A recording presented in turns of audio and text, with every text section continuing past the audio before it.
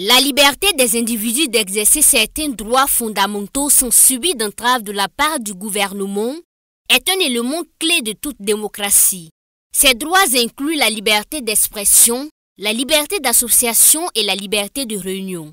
Et l'espace civique est le lieu où les citoyens ont la liberté de faire valoir ces droits.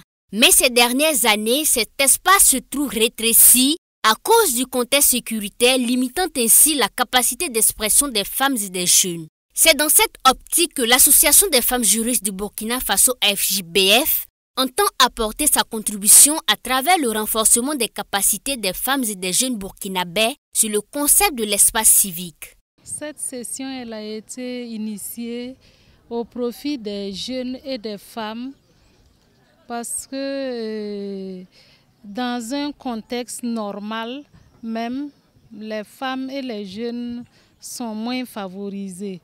À plus forte raison, dans ce contexte actuel que nous vivons au Burkina, nous pensons qu'il était plus que nécessaire d'aider les femmes et les jeunes à ce qu'ils puissent jouir de leurs droits en matière d'espace civique, en matière de liberté de réunion et d'association, sur la protection des défenseurs des droits humains. Des droits humains qu'il est important d'accorder aux femmes et aux jeunes, mais il est tout aussi crucial de prendre en considération les dérogations aux textes, surtout dans le contexte actuel. Quand on prend la loi portant mobilisation générale, en principe, chacun devait pouvoir circuler librement comme il veut, s'exprimer comme il veut. Mais vu le contexte, il y a certaines choses qui sont recadrées. On ne peut pas parler des positions de nos FDS comme on veut. Ça, quand même, il faut pouvoir contrôler son langage.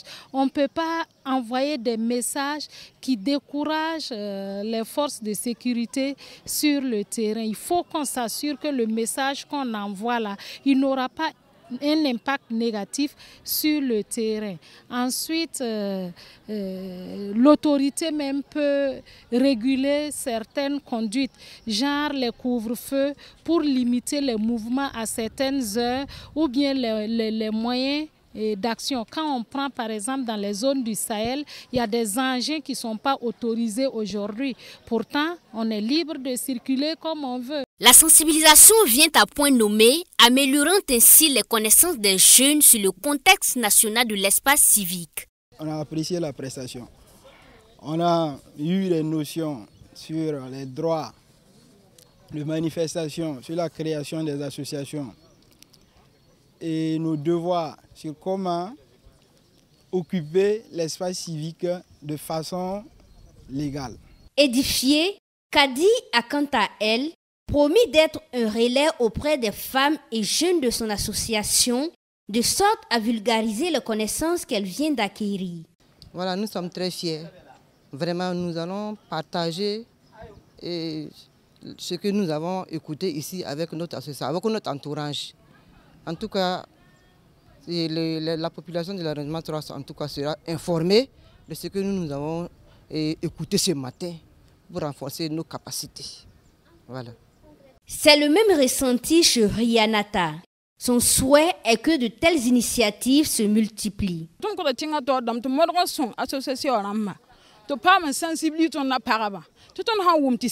Nous invitons le gouvernement à soutenir les associations afin qu'elles puissent mener des campagnes de sensibilisation au profit des femmes. Cela sera bénéfique pour nous et pour le pays. Un proverbe aussi dit que c'est la femme qui donne la vie et c'est elle qui peut empêcher la naissance de cette vie. Si nous sommes suffisamment sensibilisés, nous allons nous unir pour lutter pour le changement.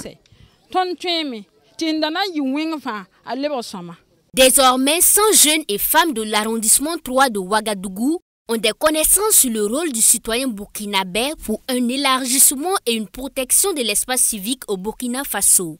Tout comme eux, 900 autres femmes et jeunes des associations et groupements issus des localités de Ouagadougou et zones périphériques bénéficieront de la sensibilisation sur l'espace civique.